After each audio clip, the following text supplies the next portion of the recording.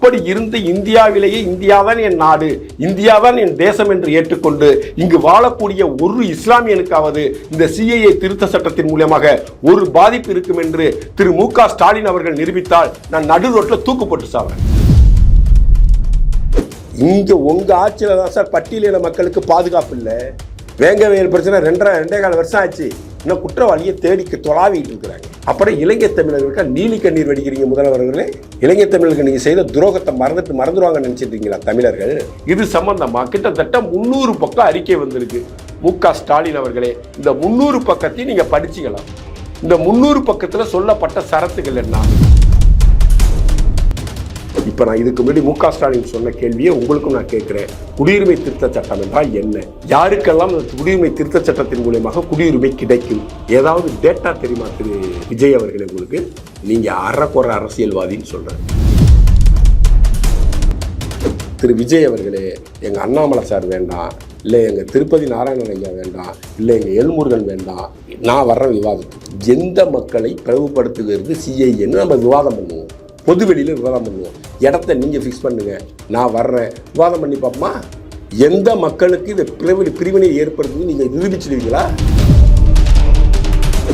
இங்கே புறம்போக்குகள்லாம் சிலது உளறிட்டு இருக்குல்ல. இந்த ஆர்ஆர் பிரியாணியில் பைத்தியம் ஒன்று நடத்திட்டு இருக்காரு தமிழரசு லூசு பையன். தேர்ந்தெடுக்கப்பட்ட அரசாங்கத்தை விட நியமிக்கப்பட்ட கவர்னருக்கு என்ன அதிகாரம் வேண்டும் அப்படிலாம் அந்த பைத்தியம் இன்டர்வியூ கொடுத்துச்சு, பார்த்தேன். அதே போல பைத்தியங்களுக்கு நான் கேள்வி கேட்கிறேன்.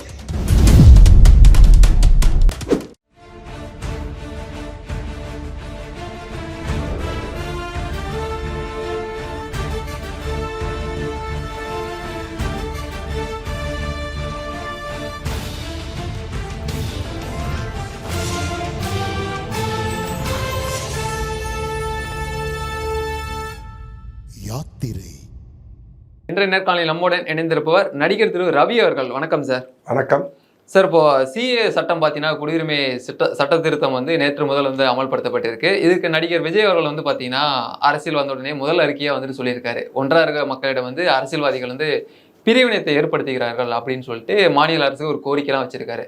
முதலமைச்சர் ஸ்டாலின் அவர்களும் சொல்றாரு, எப்பொழுதும் தமிழகத்தில் சிஏ சட்டத்தை நாங்கள் அனுமதிக்க மாட்டோம். அது மட்டும் இல்லாமல் இஸ்லாமிய மக்களுக்கும் இலங்கை வாழ் தமிழ் மக்களுக்கும் நாங்கள் விட்டு கொடுக்க மாட்டோம் அப்படின்னு சொல்லி பேசுறாரு. இதெல்லாம் எப்படி பாக்குறீங்க சார்? ஃபர்ஸ்ட் முதலமைச்சர் ஸ்டாலினுக்கு பதில சொல்லுவோம். அப்புறம் புதிய அரசியல்வாதி, அறிமுக அரசியல்வாதி. இப்போ ஒரு படத்தில் புது படம் எடுத்தால் அறிமுக ஹீரோமாகல, அதே போல் அறிமுக அரசியல்வாதிக்கு தனியாக பதில் சொல்லுவோம்.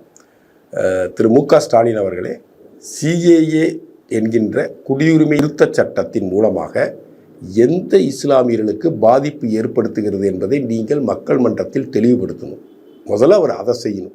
இந்தியாவில் பிறந்து வளர்ந்து வாழக்கூடிய எந்த இஸ்லாமிய சகோதர சகோதரிக்கும் சிஏஏ சட்டத்தால் என்ன மாதிரியான பாதிப்புகள் ஏற்படும் என்பதை முதலமைச்சர் அவர்கள் தீர்க்கமாக பதில் சொல்லணும்.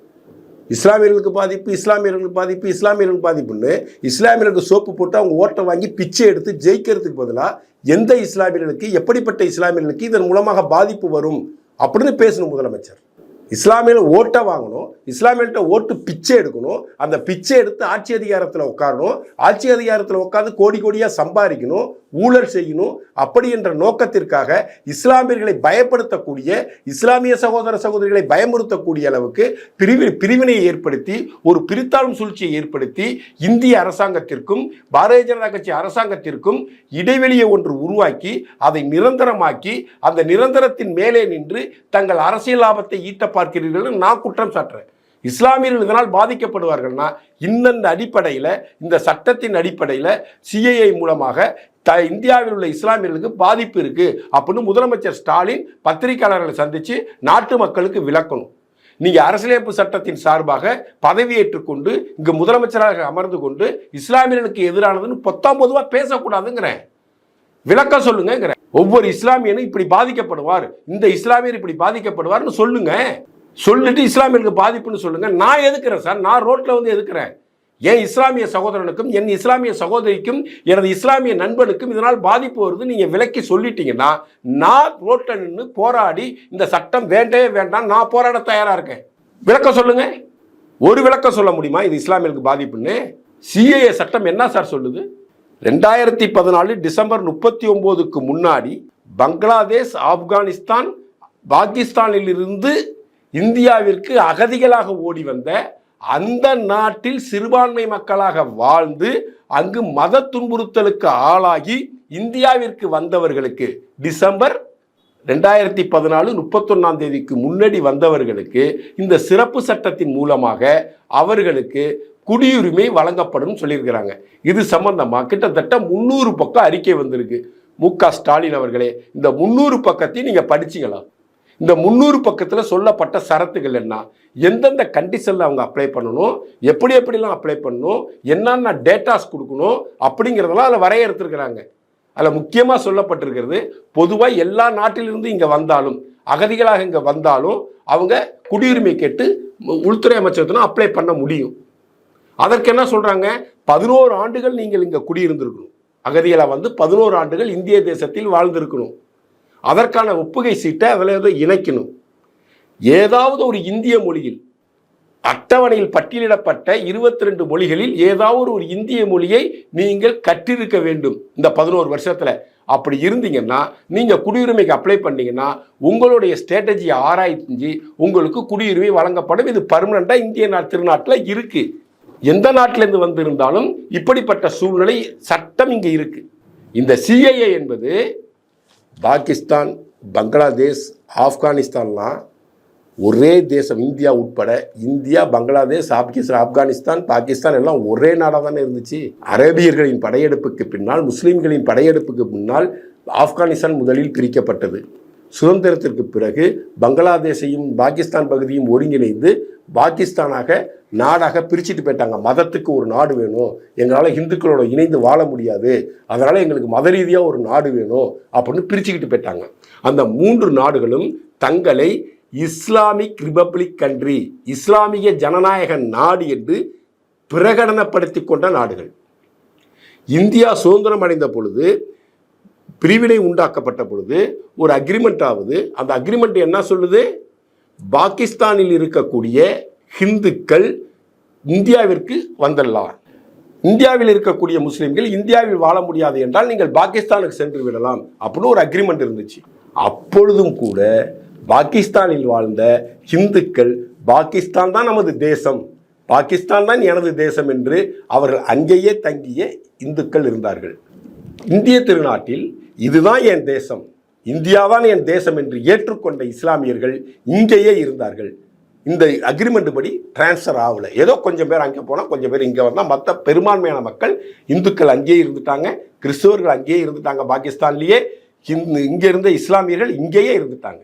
அப்படி இருந்து இந்தியாவிலேயே இந்தியாதான் என் நாடு, இந்தியாதான் என் தேசம் என்று ஏற்றுக்கொண்டு இங்கு வாழக்கூடிய ஒரு இஸ்லாமியனுக்காவது இந்த சிஏஏ திருத்த சட்டத்தின் மூலமாக ஒரு பாதிப்பு இருக்கும் என்று திரு மு.க. ஸ்டாலின் அவர்கள் நிரூபித்தால் நான் நடு ரோட்டில் தூக்கு போட்டு சாவுறேன்.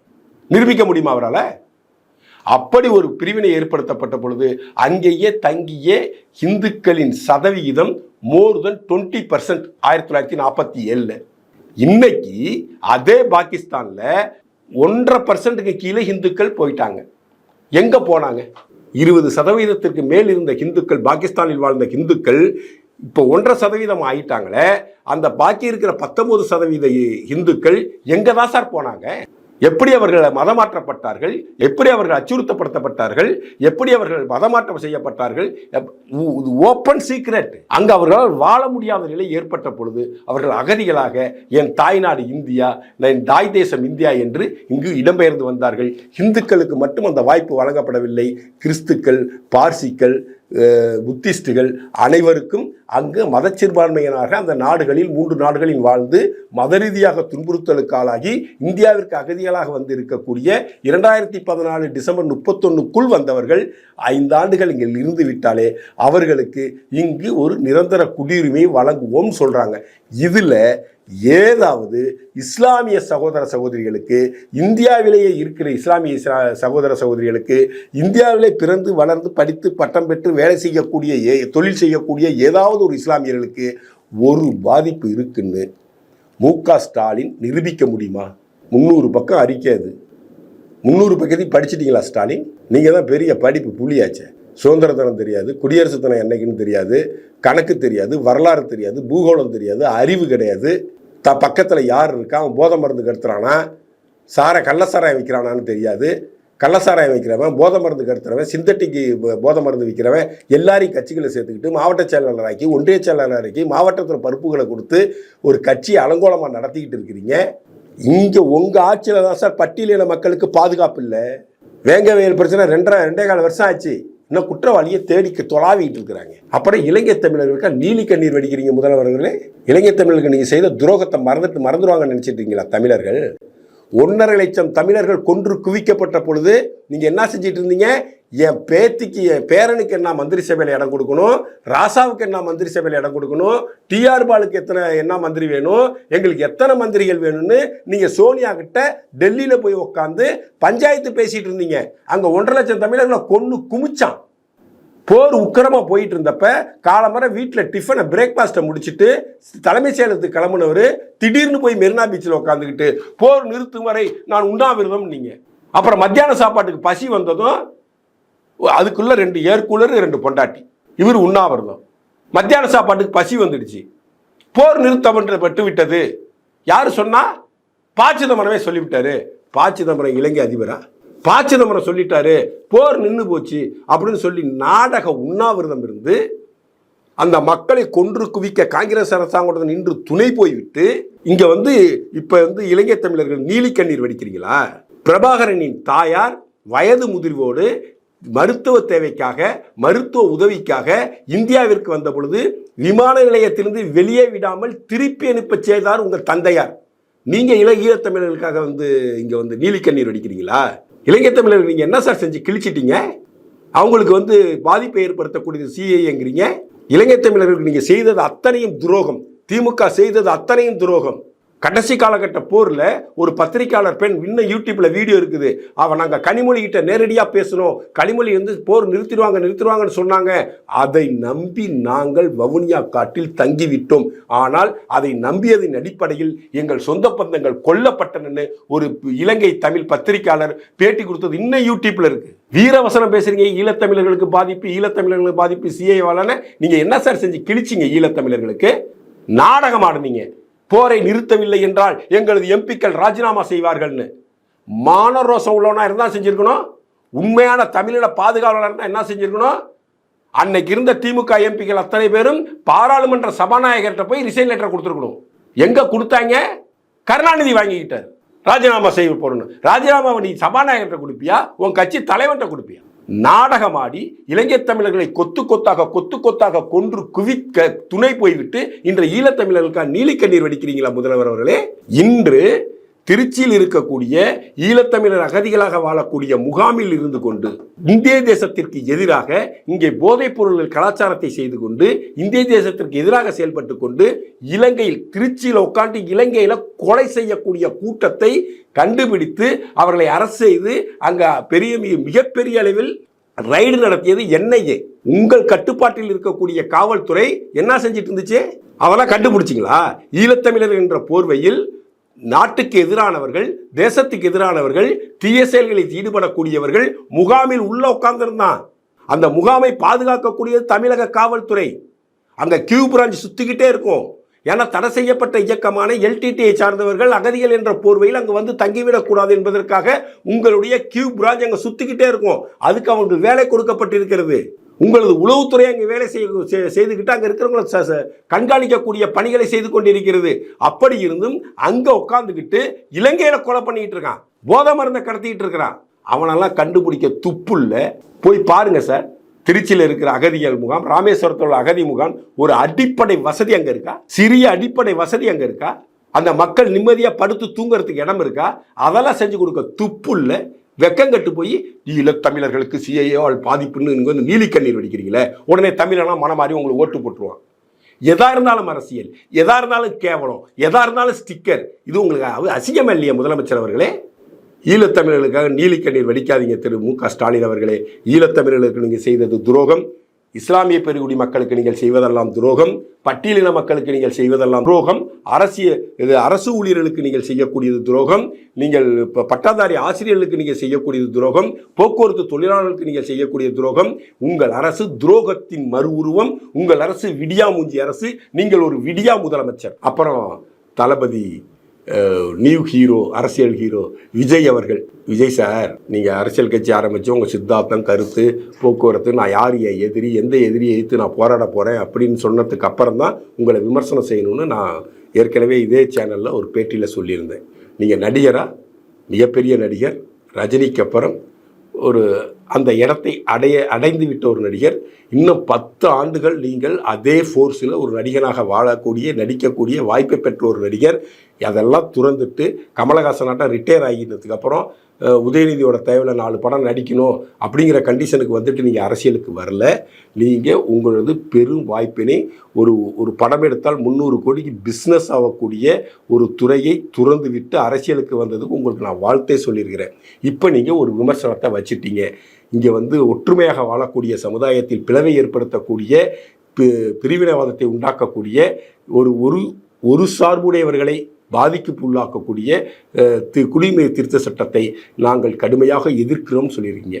குடியுரிமை திருத்த சட்டத்தை பற்றி உங்களுக்கு என்ன தெரியும்? இப்போ நான் இதுக்கு முன்னாடி மு க ஸ்டாலின் சொன்ன கேள்வியை உங்களுக்கும் நான் கேட்குறேன். குடியுரிமை திருத்த சட்டம் என்றால் என்ன? யாருக்கெல்லாம் இந்த குடியுரிமை திருத்த சட்டத்தின் மூலமாக குடியுரிமை கிடைக்கும்? ஏதாவது டேட்டா தெரியுமா திரு விஜய் அவர்களே உங்களுக்கு? நீங்கள் அறக்குறை அரசியல்வாதின்னு சொல்கிறேன், திராவிடத்தை தூக்கி சுமக்கக்கூடியவர்னு சொல்கிறேன். ஏன்னா திராவிடவாதிகள் தான் திருக்குறளை 3 வார்த்தையை சொல்லிட்டு 4 வார்த்தையை சொல்ல மாட்டாங்க. கிட்டத்தட்ட 75 வருஷமாக இந்த மக்கள் அப்படி தான் ஏமாற்றிட்டு இருக்கானுங்க. பிறப்புக்கும் எல்லா உயிர்க்கும், பிறப்புக்கும் எல்லா உயிர்க்குன்னு 3 வார்த்தையை சொல்லுவான். அடுத்த 4 வார்த்தை ஒரு திராவிட பயிலும் சொல்ல மாட்டான். அதையே தான் நீங்கள் உங்களுடைய கட்சிக்கான டேக்லைனாக வச்சுருக்கிறீங்க. பிறப்புக்கும் எல்லா உயிர்க்கும், அடுத்த 4 வார்த்தையை சொல்லி அறகுறை. பிறப்புக்கும் எல்லா உயிர்க்கும் சிறப்போவா செய்தொழில் வேற்றுமையான் அப்படிங்கிறதான் முழு குறள். முழு திருக்குறளை சொல்வதற்கு வக்கில்லாமல் அரைக்குறை திருக்குறளை உங்கள் லெட்டர்கெட்டில் போட்டுக்கிட்டு அதை கேப்ஷனாக உங்கள் அரசியல் கட்சிக்கு நீங்கள் கீழே வச்சுக்கிட்டு நீங்கள் இங்கே சிஏஏ சட்டத்தை பற்றி பேச வரீங்களா? திருக்குறளை முதல்ல முழுசாக சொல்லியா மிஸ்டர் விஜய்? திருக்குறளை முழுவதுமாக 7 வார்த்தை கொண்டது திருக்குறள். ஏன் வள்ளுவன் 7 வார்த்தையை முடித்தான்? ஏன் 8 வைக்கக்கூடாது? ஏன் 6 வைக்கக்கூடாது? ஏன் 7ன்னா 7க்கு பின்னாடி மிகப்பெரிய சாஸ்திர சம்பிரதாயங்கள் இருக்கின்றன, 7க்கு பின்னால் மிகப்பெரிய விஷயங்கள் இருக்கின்றன. வாங்க நான் கிளாஸ் எடுக்கிறேன். 7னா என்ன? 7க்குரிய சிறப்புகள் என்ன? ஏன் திருவள்ளுவர் 7ஐ அங்கே கொண்டு வந்தார்? அவருடைய அதிகாரங்கள் எத்தனை? மொத்த குறள்கள் எத்தனை? எல்லாத்தையும் பார்த்தீங்கன்னா 7 என்கின்ற நம்பர் இருக்கும். அப்படி 7 என்கின்ற நம்பருக்கு ஒரு முக்கியத்துவம் கொடுத்து திருவள்ளுவர் ஒரு குறளை இயற்றினால் அதில் 3 வார்த்தையை எடுத்துக்கிட்டு 4 வார்த்தையை காத்துல பறக்க விட்டுட்டு அறகுறையா மக்கள்கிட்ட கொண்டு சேர்த்து பிறப்புக்கும் எல்லா உயிர்க்கும். அசிங்கமா இல்லை மிஸ்டர் விஜய்? அசிங்கமா இல்லையா உங்களுக்கு? சிஏஏனா என்னையா? சிஏஏனா என்னன்னு பத்திரிகையாளர்களை சந்தித்து நீ விளக்கம் சொல்லணும். நீ விளக்கம் சொல்லு. எப்படி இது ஒரு சமுதாயத்தை பாதிக்கும் அப்படின்னு சொல்லணும். நேற்று 300 பக்கம் அறிக்கை வெளியிட்டிருக்கிறாங்க. ஏற்கனவே சொல்லியிருக்கிறேன். அந்த 300 பக்கத்தில் நீ எத்தனை பக்கத்தை படிச்ச? திராவிட அரசியல்வாதிகள் தான் சிறுபான்மையினர் ஓட்டு வங்கிக்காக பொய்யை புரட்டையும் சொல்லி இதில் இஸ்லாமியர்கள் பாதிக்கப்படுகிறார்கள் என்று கூறி பொய் நாடகத்தை நடத்துகிறார்கள். நீங்களும் அதே நிலைப்பாட்டை தான் எடுக்கிறீர்கள். உங்களுக்கு பார்வை தேசியம் சார்ந்த பார்வை இல்லை, நீங்கள் திராவிடம் சார்ந்த பார்வையை கையில் எடுக்கிறீர்கள். நீங்கள் மற்றொரு கமலஹாசன் ஜெராக்ஸ். 2026 தனித்து தான் நீங்கள் போட்டியிடுவீர்கள். 2031 ஏதாவது ஒரு திராவிட கட்சியின் முதுகில் ஏறி சவாரி செய்ய போகிறீர்கள். உங்கள் ரசிகர்களை அவர்களுக்கு அடகு வைக்க போகிறீர்கள். இதற்கான புள்ளியை இன்னைக்கு வச்சுட்டீங்க. நீங்கள் விமர்சனம் பண்ணுங்க. நீங்கள் மத்திய அரசாங்கத்தை விமர்சனம் பண்ணக்கூடாதுன்னு நான் சொல்ல, மோடி அவர்களை விமர்சனம் செய்யக்கூடாதுன்னு சொல்ல, அண்ணாமலை அவர்களை விமர்சனம் செய்யக்கூடாதுன்னு சொல்ல. நீங்கள் அரசியலுக்கு வந்தால் விமர்சனம் செய்யணும். உங்கள் விமர்சனத்தில் ஒரு நியாயம், நீதி, நேர்மை, தர்மம், அறம் சார்ந்து இருக்கணும். கத்துக்குட்டி அரசியல்வாதி நீங்கள் இன்னைக்கு நேற்று பேஞ்ச மலையில் இன்னைக்கு முளைச்ச காளான். நீங்கள் முதல்ல சிஏஏனா என்ன, குடியுரிமை திருத்த சட்டம்னா என்ன, அதில் சொல்லப்பட்டிருக்கிற கருத்துக்கள் என்ன, அதில் உள்ள சரத்துக்கள் என்ன, அது யாருக்கு கொடுக்க போகிறாங்க, எப்போ கொடுக்க போகிறாங்க, எத்தனை வருஷத்துக்கு முன்னாடி உங்களுக்கு கொடுக்க போகிறாங்க, இந்த இலவு மண்ணு கர்மாந்திரம் எதுவுமே தெரியாது உங்களுக்கு. உடனே திராவிட கட்சிகள்லாம் எதுக்குது, நம்மளும் எதிர்த்து வச்சுடுவோம், நம்மளும் சிறுபான்மையை பாதுகாவலன்னு சொல்லிப்போம், நம்மளும் இஸ்லாமியர் பாதுகாவலன்னு சொல்லிப்போம், பிஜேபி எதிர்த்தாதான், மோடி சாரை எதிர்த்தாதான் நம்ம இங்கே ஸ்டாண்ட் பண்ண முடியும் அரசியல்ல அப்படின்னு ஒரு நிலைப்பாட்டை எடுத்து ஒரு அறிக்கை வெளியிடுறீங்களே, வெக்கமா இல்லை? வெக்கமா இல்லையா விஜய் சார் அவர்களே? முதல்ல குடியுரிமை திருத்த சட்டத்தை பற்றி முழுசாக படிச்சுட்டு வா. திரு விஜய் அவர்களே, எங்கள் அண்ணாமலை சார் வேண்டாம், இல்லை எங்கள் திருப்பதி நாராயணன் ஐயா வேண்டாம், இல்லை எங்கள் எல்முருகன் வேண்டாம், நான் வர்றேன் விவாதத்துக்கு. எந்த மக்களை பிளவுபடுத்துகிறது சிஐஏன்னு நம்ம விவாதம் பண்ணுவோம், பொது வெளியில் விவாதம் பண்ணுவோம். இடத்த நீங்கள் ஃபிக்ஸ் பண்ணுங்க, நான் வர்றேன், விவாதம் பண்ணி பார்ப்போமா? எந்த மக்களுக்கு இந்த பிரிவினை ஏற்படுத்துது நீங்கள் நிரூபிச்சிடுவீங்களா? விஜய்னா நான் கொம்பா? விஜய்னா நான் பெரிய சக்தி ஆகிட்டீங்களா நீங்கள் அரசியலில்? நீங்கள் ஒரு தற்குறி, அப்பனுக்கே மரியாதை கொடுக்காத ஒரு மகன் நீங்கள் எப்படி அரசியலில் வந்து மக்களுக்கு நல்லது செய்வீங்க? உங்களை நடிகனாக்குவதற்கு உங்கள் தந்தையார் 10 கோடி ரூபா முதல் போட்டிருக்காரு. 80ஸ்லேருந்து முதல் போட்டு ஒவ்வொரு சினிமாவை எடுத்து உங்களை நடிகனாக்குவதற்கும் உங்களை கதாநாயகனாக்குவதற்கும் அந்த மனிதன் எடுத்த முயற்சியினால் தான் இன்று நீங்கள் தளபதியாக ஒரு சூப்பர் ஸ்டார் அந்தஸ்துடன் கூடிய நடிகனாக தமிழ் உலகத்தில் வலம் வந்து கொண்டிருக்கிறீர்கள். இன்றைக்கு உங்களுக்கு கிடைக்கக்கூடிய பேரு புகழ் அனைத்துக்கும் உங்கள் அப்பா போட்ட விதை, உங்கள் அப்பா போட்ட முதல், அந்த அப்பனையே கேவலப்படுத்தி விட்டு, அப்பனை அசிங்கப்படுத்தி விட்டு, அவர் போன வருஷம் கட்சி ஆரம்பிச்சார்னு சொல்லி அவரை குடும்பத்தை விட்டு விலக்கிட்டு அவருடைய உறவை துண்டித்து கொண்டு விட்டு இப்பொழுது வந்து நீங்க அரசியல் கட்சி ஆரம்பிங்க. இதை தானே அவரை முன்னாடியே செஞ்சாரு. அப்ப நீ ஒரு ஆசையில இருக்க, நீ ஒரு அரசியல் களம் ஏற்படுத்தணும்னு நினைக்கிற, அந்த அரசியல் களத்துக்குள்ள பிள்ளையை அழைச்சிட்டோன்னு அவர் ஆசை பண்றாரு.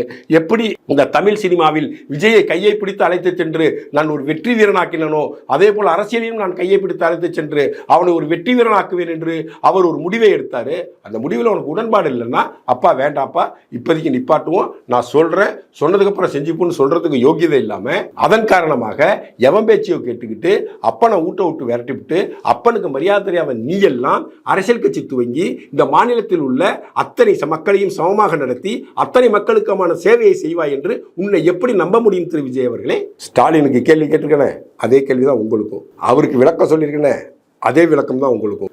நீங்கள் சிஏஏ சட்டத்தின் மூலியமாக இந்திய இஸ்லாமியர்களுக்கோ இந்தியர்களுக்கோ ஏதாவது பாதிப்பு இருக்கான்னு இந்த சரத்தின் அடிப்படையில் இந்திய இஸ்லாமியர்களுக்கு பாதிப்புள்ளாகிறார்கள்.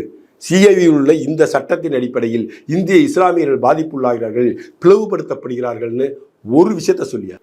பாகிஸ்தான் நம்ம எதிரி நாடு. பாகிஸ்தான்லேருந்து ஒரு முஸ்லீம் வருவான், அவன் தீவிரவாதியாக இருப்பான், அவன் அகதிங்கிற போர்வையில் வருவான், அவனுக்கும் குடியுரிமை கொடுக்கணும்னு சொல்றீங்களா? அவனுக்கும் குடியுரிமை கொடுக்கணும்னு சொல்றீங்களா? ஒரு இஸ்லாமிய நாட்டில் இஸ்லாமியனுக்கு பாதுகாப்பு இல்லை என்றால் அவன் வேறொரு இஸ்லாமிய நாட்டுக்கு தான் போகணும். அவன் ஒரு இந்து நாட்டுக்கு வர்றான். இந்தியா எப்படி பிரிக்கப்பட்டுச்சுன்னு தெரியுமா உங்களுக்கு? எங்களால் இந்துக்களால் இணைந்து வாழ முடியாது, எங்களுக்கு இஸ்லாமியர்களுக்கு தனி தேசம் வேண்டும், இது இஸ்லாமியருடைய தேசம் அப்படின்னு பிரிச்சுக்கிட்டு போனவன். இன்னொரு விஷயம் தெரியுமா விஜய் அவர்களே? மதச்சார்பற்ற நாடுன்னு இந்தியாவை சொன்னாங்க. செக்யூலரிசம், மதச்சார்பற்ற நாடு. ஒரு இப்படி இந்த மதச்சார்பற்ற அப்படி என்கின்ற வார்த்தை இந்திய அரசியல் சட்டத்தில் எப்ப சேர்க்கப்பட்டதுன்னு தெரியுமா? ஜனநாயகத்தை படுகொலை செய்து புதைக்குழியில் போட்டு புதைத்து விட்டு எமர்ஜென்சியை கொண்டு வந்த பொழுது இந்திரா காந்தியால் புகுத்தப்பட்ட வார்த்தை தான் மதச்சார்பற்ற நாடு. தெரியுமா உங்களுக்கு? தெரியுமா மிஸ்டர் விஜய்? இது இந்துக்கள் நாடு, பாகிஸ்தான் இஸ்லாமியர் நாடு. அப்படிதான் 47 பிரிச்சுக்கிட்டாங்க. அதை ஃபர்ஸ்ட் புரிஞ்சுக்கங்க. இன்னொரு விஷயம் கேட்குறவங்கள, நவகாளி கலவரத்தை பற்றி தெரியுமா உங்களுக்கு மிஸ்டர் விஜய்? நவகாளியில் நடந்த இந்துக்கள் நடந்த கொடூரம் உங்களுக்கு தெரியுமா மிஸ்டர் விஜய்? பாகிஸ்தானிலிருந்து வந்த லாகூரிலிருந்து வந்த புகை வண்டியில் தலையை வெட்டி வெறும் முண்டத்தை மட்டும், இந்துக்கள் முண்டத்தை மட்டும் அனுப்பி வைத்தார்களே பாகிஸ்தானியர்கள், அதை பற்றிய கதை தெரியுமா உங்களுக்கு? உண்மை நிலை தெரியுமா உங்களுக்கு? 1947க்கு பிறகு அங்கு இருந்த இந்து சகோதரிகள் கற்பழிக்கப்பட்டு மதமாற்றப்பட்டார்களே, அந்த விஷயம் தெரியுமா உங்களுக்கு? பங்களாதேஷில் இருக்கக்கூடிய எந்த பெண்களுக்கும் அடிப்படை உரிமை மறுக்கப்பட்டு அவர்கள் அனாதைகளாக அங்கு வாழ்ந்து கொண்டிருக்கிற உண்மை தெரியுமா உங்களுக்கு? போங்க, சினிமா துறையிலும் நாடகத்துறையிலும் ஜாம்பவனாக இருந்த டெல்லி மணி என்றும் பாரதி மணி என்றும் அழைக்கப்பட்ட பெரியவர் கடந்த 2 ஆண்டுகளுக்கு முன்பு இறந்துட்டார். திரு விஜய் அவர்களே, அவர்கள் புள்ளிகள் கோடுகள் கோலங்கள்னு ஒரு நாவல் எழுதியிருக்கார். பல பத்திரிகை எழுதின கட்டுரைகளை தொகுத்து நூலாக வெளியிட்டிருக்காங்க. அந்த புள்ளிகள் கோடுகள் கோலங்களை எடுத்து படிங்க. பங்களாதேஷில் வாழ்ந்த இந்து மக்கள் எவ்வாறு அங்கு கொடுமைப்படுத்தப்பட்டார்கள், எவ்வாறு அங்கு துன்பத்திற்கு ஆளானார்கள், அவர்கள் தாய்மொழியில் படிக்கக்கூட வாய்ப்பில்லாமல் அங்கு இந்து தமிழர்கள் மிகப்பெரிய துன்பத்தை ஒரு பகுதியில் அடைத்து வைக்கப்பட்டிருந்தார்கள். அவர் சொல்றாரு, நான் பங்களாதேஷுக்கு போவேன், பங்களாதேஷுக்கு நான் பிர்லா கம்பெனியில் அவர் வேலை செஞ்சார். பிர்லா கம்பெனியில் வேலை செய்கிறப்ப பங்களாதேஷோட பிஸ்னஸ் டீலிங் பேசுறதுக்கு இவர் தான் பிர்லா கம்பெனி அனுப்பி வைக்கும். அப்படி போகிறப்ப ஓராண்டு 2 ஆண்டுகளாக நான் படித்த தமிழ் வார பத்திரிகைகளையும் தமிழ் நியூஸ் பேப்பரையும் கட்டி ஃப்ளைட்டில் வச்சு லக்கேஜ் கட்டி எடுத்துகிட்டு போய் அந்த எளிய மக்களை பார்த்து நான் சந்தித்து கொடுத்துட்டு வருவேன். சொல்லான துயரத்தை அந்த இந்து மக்கள், தமிழ் பேசக்கூடிய இந்து மக்கள் அனுபவிச்சுட்டு இருக்காங்க அப்படின்னு அந்த புக்கில் எழுதியிருப்பார். போய் அதெல்லாம் படிங்க. அப்படி பாதிக்கு உட்பட்டு அப்படி அடிமையாக வாழ்ந்த மக்கள் இந்த 3 தேசத்திலையும் கிறிஸ்துவர்களும் பார்சிகளும் இந்துக்களும் புத்த மதத்தை சார்ந்தவர்களும் பாதிப்புக்குள்ளாய் அந்த 3 தேசத்திலும் வாழ்ந்து மத ரீதியாக அவர்கள் துன்புறுத்தப்பட்டு அகதிகளாக இந்தியாவுக்கு வந்திருக்கிறாங்க. அகதிகளாக வந்தவர்களுக்கு 2014 டிசம்பர் 31 முன்னாடி வந்தவங்களுக்கு இந்த குடியுரிமையை கொடுக்க போகிற ஸ்பெஷல் ஆக்ட் படி அப்படின்னு சொல்றாங்க. இதுல என்ன பிரிச்சாலும் சூழ்ச்சிங்க இருக்குது மிஸ்டர் விஜய்? அறிவு ஞானம் ஏதாச்சும் உங்களுக்கு இருக்கா? ஒரு விஷயத்தை பேசுறீங்க, முதலாக அரசியலுக்கு வந்திருக்கீங்க, ஒரு விஷயத்தை டிக்ளேர் பண்றீங்க, எப்படி பேசணும்? நீங்க சினிமாவோட வேற வர்ற வசனம் வந்து கதை வசனகர்த்தா எழுதி கொடுத்தாரு பேசிட்டோன்னு சொன்னீங்க. ஜிஎஸ்டி குறித்து ஒரு படத்தில் நீங்கள் நடிச்சிருந்தப்ப பெரிய விமர்சனமானது. அப்போ தான் உங்களுடைய முழு பெயர் ஜோசப் விஜய்னு எங்கள் தர்ம போராளி ஹச் ராஜா அவர்கள் உங்களை வந்து பிரகடனப்படுத்தினார் தமிழ்நாட்டு மக்களிடையே. அதன் அன்று முதல் நீங்கள் ஜோசப் விஜய் என்றே உங்களை பிரகடனப்படுத்தி கொண்டீர்கள். ஜோசப் விஜய் தான் அப்படின்னு நீங்கள் வந்து தைரியமாக நெஞ்ச நிமிர்த்தி சொன்னீங்க.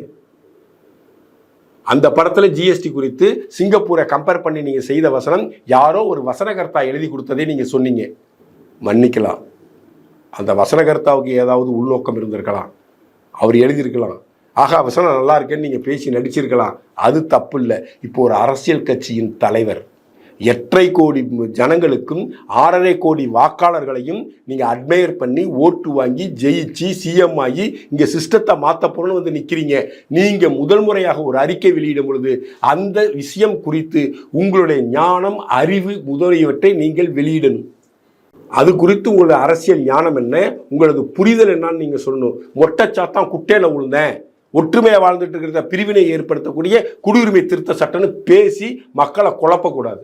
உங்களுக்கு அறிவு இருந்தால், உங்களுக்கு துணிவு இருந்தால், உங்களுக்கு அறம் என்ற ஒன்று இருந்தால் நீங்கள் குடியுரிமை திருத்த சட்டத்தை முழுமையாக படித்துவிட்டு அதில் இந்த சரத்தின்படி, இந்த ஆக்ட் படி இந்த மக்கள் பாதிக்கப்படுவார்கள், இஸ்லாமியர்கள் பாதிக்கப்படுவார்கள், இந்த இனத்தை சார்ந்தவர்கள் பாதிக்கப்படுவார்கள்னு நீங்க துணிவு இருந்தா சொல்லுங்க. அப்படி பேசி பாரியா, அப்பதான் நீ ஒரிஜினல் அரசியல்வாதி. நீ திராவிட அரசியலை தூக்கிக்கிட்டு இங்க வந்தீங்கன்னா நாசமாய் போயிடுவேன். கமலஹாசனாட்டம், கமலஹாசனவால் நாசமா போயிடுவேன். நடுச்சந்தில முச்சந்தில நிற்ப. புரிஞ்சுக்க, நீ ஸ்டாரா இருக்கலாம், ஆனா நீ பொய் சொன்னா மக்கள் உன்னை நிராகரிப்பாங்க. நீ பொய் சொல்லி அரசியலுக்கு வந்திருக்கிற, உன் சுய அடையாளத்தை மறைத்து கொண்டு நீ கிறிஸ்துவனாக இருந்து கொண்டு என்னால் அனைத்து தரப்பு மக்களுக்கும் பணியாற்ற முடியாது, அனைத்து தரப்பு மக்களிடம் போய் ஓட்டு கேட்க முடியாது, நான் கிறிஸ்துவன் என்ற போர்வையில் வந்தால் மக்கள் நிராகரிப்பார்கள் என்று பயப்படுற, உன்னை கிறிஸ்தவனாக இருந்து கொண்டு என்னால் எல்லா மக்களுக்குமான தலைவனாக உருவாக முடியாது என்று நீ பயப்படுற. அதனாலதான் நெத்தியில போட்டு ஜோசப் விஜய்ங்கிறத ஜோசப்பை தூக்கிட்டு விஜய்னு பேரு வச்சு நீ கட்சி ஆரம்பிச்சிருக்கிற. நீ எல்லாம் பேசு, விமர்சனம் பண்ணு, உனக்கு எல்லா அதிகாரமும் உண்டு. ஒவ்வொரு இந்திய குடிமகனுக்கும் எதை பற்றி வேண்டுமானாலும் விமர்சனம் செய்வதற்கு அனைத்து உரிமையும் உண்டு. ஆனால் அந்த விமர்சனத்தை ஒழுங்கா வையி, நேர்மையா வையி, சத்தியமா வையி, அறத்தோட செய். அறத்தோட அரசியல் நடத்தியா? உனக்கே உன் மேல நம்பிக்கை இல்லை, உனக்கே நம்பிக்கை இல்லைன்னு நான் குற்றம் சாட்டுறேன். உனக்கே உன் மேல நம்பிக்கை இல்லாதவனால தான் உன் பேரை மாத்திர, உன் மத அடையாளங்களை மாத்திர, ஹிந்துங்கிற போர்வையில ஒளிஞ்சு கொண்டு ஒரு கிறிஸ்தவனாக வாழ்ந்து கொண்டு இங்கு தமிழக மக்களை ஏமாற்றி வாக்கு வாங்கி வெற்றி பெற்று முதலமைச்சர் ஆகிடலான்னு கனவு காண்ற. நீ அரசியலில் அனாதையாக்கப்படுவாய். இதே போன்ற அரசியலை தொடர்ந்து நீங்கள் எடுத்துக்கொண்டிருந்தால் அரசியலில் நீங்கள் அனாதையாக்கப்படுவீர்கள். திரு விஜய் அவர்களே, இவ்வளவுதான் உங்களுக்கான விளக்கம். சார், இப்போ தேர்தல் பத்திரம் தொடர்பாக பார்த்தீங்கன்னா உச்சநீதிமன்றம் வந்து தீர்ப்பெல்லாம் கொடுத்துருக்கு. தேர்தல் ஆணையத்தில் வந்து எஸ்பிஐயும் பார்த்தீங்கன்னா பத்திரங்கள்லாம் வந்து சமர்ப்பிச்சிட்டு இருக்காங்க. உங்களுக்கு கருத்து என்ன சார் இதில் நீதிமன்றம் தவறிழைத்திருப்பதாகவே நான் கருதுகிறேன். நீதிமன்றம் கொஞ்சம் யோசிச்சு இதில் செயல்பட்டுருக்கணும் அப்படின்னு நான் நினைக்கிறேன். தேர்தல் பத்திரத்திற்கு முன்னால அரசியல் கட்சிகள் வாங்கிய நிதிகள் அனைத்தும் கருப்பு பணமாக தான் வாங்கப்பட்டது.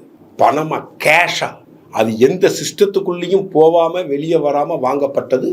அரசியல் கட்சிகளால் நிதி வாங்கப்பட்டது. சுதந்திர இந்தியாவில் இருந்து இன்று வரை எல்லா அரசியல் கட்சிகளும் நன்கொடைகளை பெற்றுதான், இதை போல தொழிலதிபர்களிடையும் பெரிய மனிதர்களிடையும் பணத்தை பெற்றுதான் அரசியல் கட்சியை நடத்துகின்றன என்பது மறுக்க முடியாத உண்மை. அது எல்லாமே அன்அக்கௌண்டடாக இருந்துச்சு. அன்அக்கௌண்டடாக பிளாக் மணியாக இருக்கிற சிஸ்டத்தை மாற்றி மாண்புமிகு திரு அருண்ஜேட்லி அவர்கள், அமரர் அருண்ஜேட்லி அவர்கள் இந்த தேர்தல் பத்திரத்தை அறிமுகப்படுத்தினார்.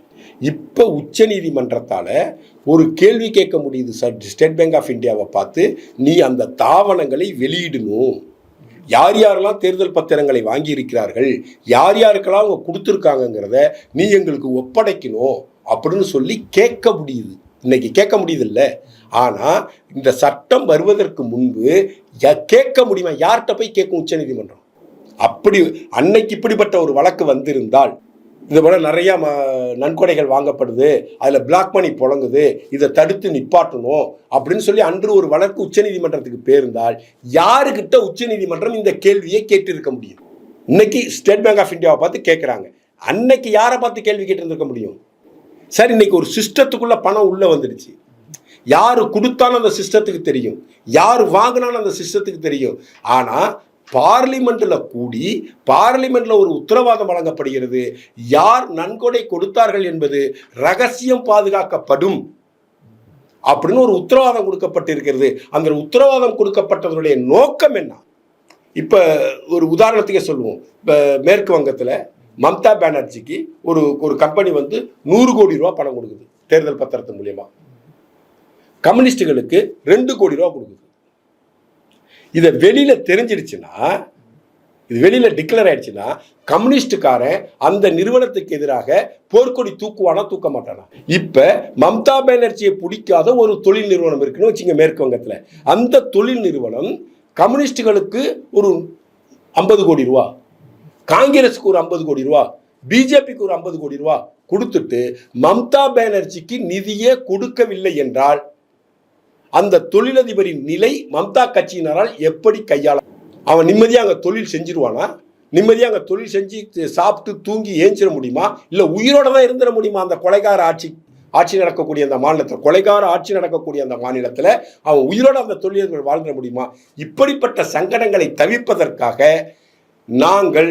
நீங்கள் தேர்தல் பத்திரம் வாங்கிய விவரங்களை ரகசியம் காப்போம், உங்கள் பெயரை வெளியிட மாட்டோம் என்று பாராளுமன்றம் கொடுத்த உத்தரவாதத்தை உச்சநீதிமன்றம் காலில் போட்டு மிதிக்கிறது. அப்படிதான் இதை நான் பார்க்கிறேன். பாராளுமன்றம் ஒரு உத்தரவாதத்தை கொடுத்துருக்கு சார், அந்த உத்தரவாதத்தை நான் இப்ப வெளியிடு அப்படின்னு சொன்னா என்ன சார் அர்த்தம் இருக்கு? பாராளுமன்றத்தில் 2 அவைகளிலும் அந்த மசோதா தாக்கல் செய்யப்படுதுன்னு ஜனாதிபதி ஒப்புதலோடு அது பயன்பாட்டுக்கு வந்துச்சு. இன்னைக்கு வந்து நீ அந்த யார் யாருன்னு லிஸ்ட்டை கொடு, யார் யாருக்கு கொடுத்தாங்கன்னு லிஸ்ட்டை கொடுன்னு நீ கேட்டா, அப்போ அது வெளியில தெரிஞ்சிருச்சுன்னா எவ்வளோ பெரிய பாதிப்புகளை அந்த நன்கொடை கொடுத்தவர்களுக்கு இது உருவாக்கும். ஸோ மொத்த தேர்தல் நிதியமும் பாண்டு மூலியமாக தான் கொடுத்துட்டு இருக்காங்களா? பிளாக்கில் கொடுக்குறவங்களும் இருக்காங்க, பிளாக்கில் வாங்குற கட்சியும் இருக்கு. இன்னைக்கு காங்கிரஸ் கட்சியை பார்த்தீங்கன்னா தேர்தல் பத்திரத்தின் மூலமாக கிடைத்த நிதி கம்மியா இருக்கு. ஏன் கம்மியா இருக்குன்னா, காங்கிரஸ் கட்சியை சேர்ந்தவர்கள், மாநில தலைவர்கள், அந்தந்த மாநிலத்தில் இருக்கக்கூடிய தலைவர்கள், இப்ப ராஜஸ்தான் ஏற்கனவே இந்த அசோக் அந்த முதலமைச்சர், இப்படி இவங்களே வாங்கிடுறாங்க. இவங்க வாங்கி மத்திய தலைமைக்கு தர்றதில்லை, பணமா கேட்டு வாங்கிடுறாங்க. அதனால காங்கிரஸுக்கு கம்மியா இருக்கு, பிஜேபிக்கு அதிகமா தெரியுது. பிஜேபி அகில இந்திய தலைமை, பிஜேபி அதிகமான உறுப்பினர்களை கொண்ட உலகத்திலே மாபெரும் கட்சி.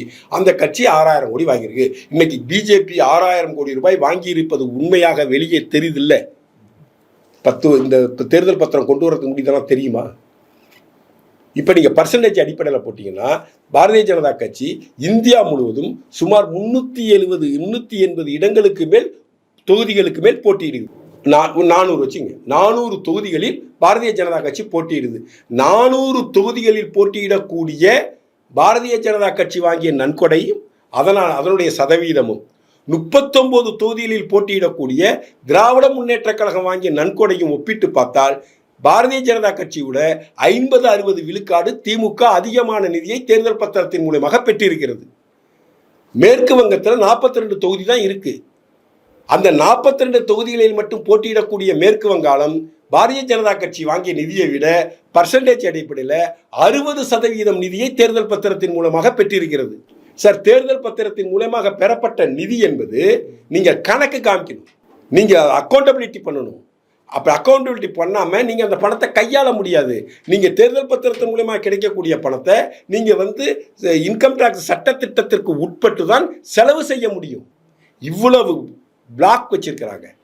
நன்கொடையாளர்களை நாங்கள் ரகசியமாக வைத்திருப்போம் என்று சொன்னது அவர்களின் பாதுகாப்பு கருதி, அவர்களின் தொழில் பாதுகாப்பு கருதி, அவர்களின் உயிர் பாதுகாப்பு கருதி, அவர்களுக்கு அரசியல் ரீதியான தொந்தரவு வந்தவர்கள் கூடாது என்பதற்காக உருவாக்கப்பட்டதான் அந்த சரத்து. அதையவே உச்சநீதிமன்றம் காலில் போட்டு மிதித்து நாசமாக்குகிறது. அந்த தொழிலதிபர்கள் பாதிக்கப்பட்டார்கள்னா உச்சநீதிமன்றம் என்ன செஞ்சிடும்? இன்னைக்கு நான் உச்சநீதிமன்றத்தை ஒரு கேள்வி கேட்கிறேன் சார். இன்னைக்கு இந்தியா முழுவதும் எத்தனை வழக்குகள் தேக்க நிலையில் இருக்கு?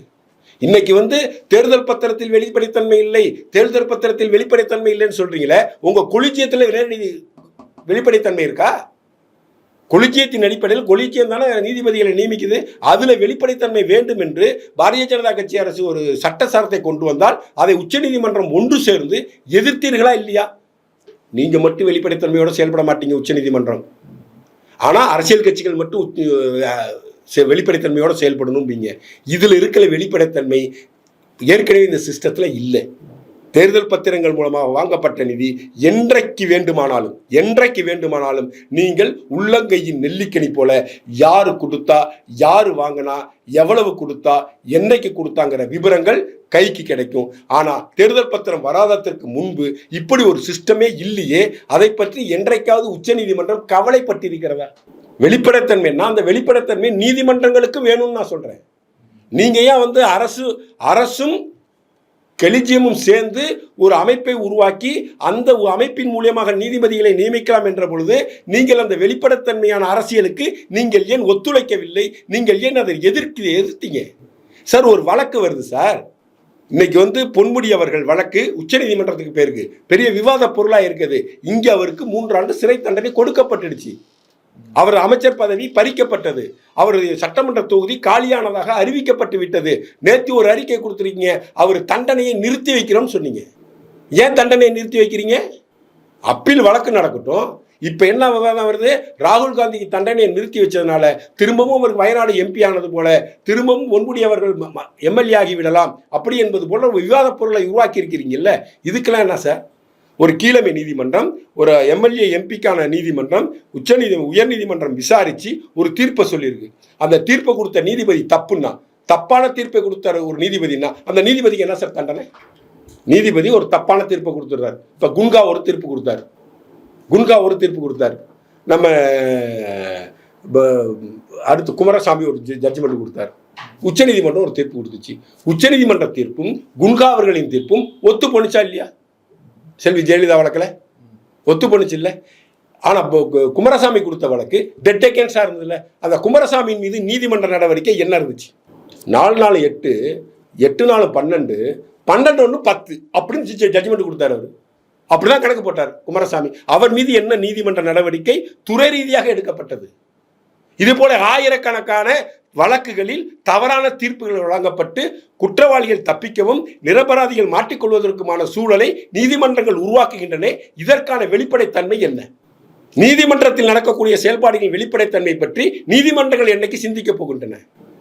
பத்திரிகையாளர் மணி ஒருத்தர் சொன்னார், பிரஸ் ஃபுல்லா பிஜேபி வாங்கிடுச்சு, நீதிமன்றத்தையும் விலைக்கு வாங்கிடுச்சு அப்படின்னு பத்திரிகையாளர் மணி சொன்னார். இன்னைக்கு இப்படிப்பட்ட தீர்ப்பு வந்திருக்குது. இதை எல்லாரும் பிஜேபியை கை நீட்டி குற்றம் சாட்டுறாங்க. இதில் யாரையும் குற்றம் சாட்ட முடியாது. இது நேர்மையாக நடத்தப்பட்ட ஒரு விஷயம். இப்போ கள்ளப்பணமே அரசியல் கட்சிகளுக்கு போகல அப்படின்னு நான் சொல்ல வரல. கருப்பு பணமும் போயிருக்கும். ஆனால் அதனுடைய சதவிகிதம் குறைஞ்சிருக்கா இல்லையா? ஒரு அரசியல் கட்சிக்கு 6000 கோடி பணம் வாங்குதுன்னா அந்த 6000 கோடியும் கள்ளப்பணமாக தான் போயிட்டு இருந்துச்சு. அதில் ஒரு 3000 கோடி அக்கௌண்டபிலிட்டியாக வந்திருக்கா இல்லையா? இதை உச்சநீதிமன்றம் பாராட்டி இருக்க வேண்டுமா இல்லையா? ஏன் நீங்கள் அவங்களுக்கு பாதுகாப்பு கொடுக்குறீங்க? கொடுத்தவங்களுடைய தகவலை வெளியிட மாட்டோம்னு பாராளுமன்றம் எதுக்கு சொன்னிச்சு அப்படின்னு கேட்கலையே.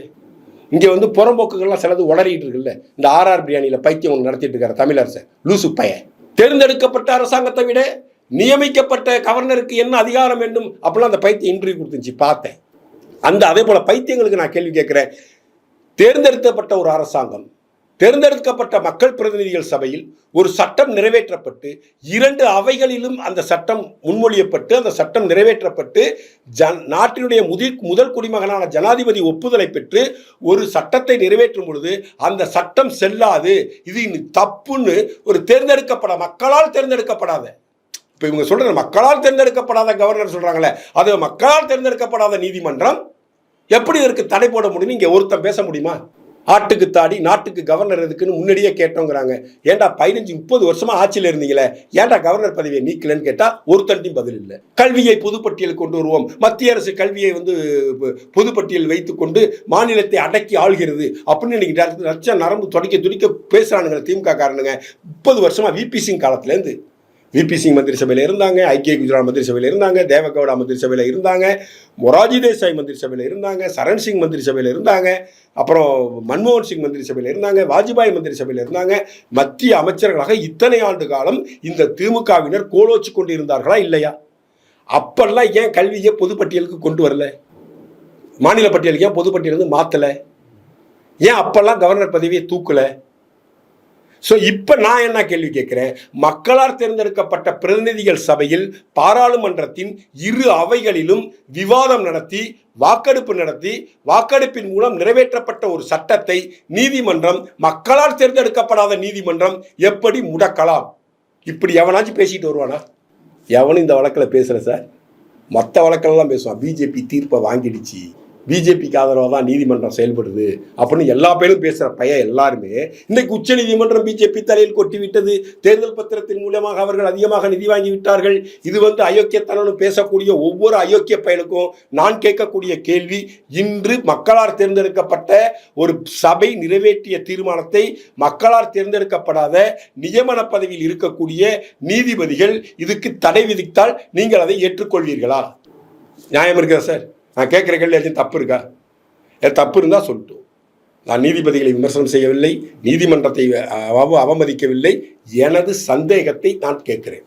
ஒரு சிஸ்டம் இருக்கு, இந்த சிஸ்டத்தில் பணம் நேர்மையான வழியில் வருது, ஒரு அக்கௌண்டபிலிட்டிக்குள்ள வருது, ஒரு கணக்கு வழக்குகளுக்குள்ள வருது. அது இன்கம் டாக்ஸில் கணக்கு காட்டப்பட வேண்டியும், அது செலவு செய்வதை தாந்தோண்டித்தனமாக செய்ய முடியாது. இப்படியெல்லாம் ஒரு சிஸ்டத்தை உருவாக்கினா அந்த சிஸ்டத்தை தப்புன்னு சொல்றீங்களே, அந்த சிஸ்டத்தை தப்புன்னு சொல்லி நீங்கள் ஒரு அரசியல் பிரளயத்தை இங்கே ஏற்படுத்துகிறீர்களே, இது தவறுன்னு என் மனசுக்கு படுது. இந்த சிஸ்டம் இருக்கட்டும், இந்த சிஸ்டத்தில் இன்னென்ன விஷயத்தை நீங்கள் புதுசாக இம்ப்ளிமெண்ட் பண்ணுங்க, வெளிப்படைத்தன்மையை கொண்டு வாங்க. தேர்தல் நிதியை கருப்பு பணமாக யார் எந்த கட்சி வாங்குகிறதோ அந்த கட்சிக்கு நிரந்தர தடை விதிக்கணும்னு நீங்கள் ஒரு சட்டத்தை கொண்டு வாங்க. அனைவருமே அக்கௌண்டபிலிட்டியில் தான் நீங்கள் பணம் வாங்கணும். தேர்தல் பத்திரத்தின் மூலமாக இந்த ஆண்டு நாங்கள் எவ்வளவு நிதியை பெற்றோம் அப்படின்னு வெளிப்படைத்தன்மையை அரசியல் கட்சிகள் அறிவிக்கணும். அதற்கான இன்கம் டாக்ஸை ஃபைல் பண்ணணும். இந்த நேர்மையாக செயல்படாமல் கள்ளத்தனமாக தற்கூரி சீமான் போன்றவர்கள் வெளிநாடு வாழ் இலங்கை தமிழர்களிடம் நிதியை வாங்கி இங்கே ஆட்டையை போட்டு கட்சியை நடத்திக்கிட்டு இருக்கானுங்களோ அவனோடலாம் தடை செய்வோம். தேர்தல் பத்திரங்கள் மூலமாக மட்டுமே இன்னவனுக்கு பணம் வாங்கணும், அது வெளிப்படைத்தன்மையோடு இருக்கணும்.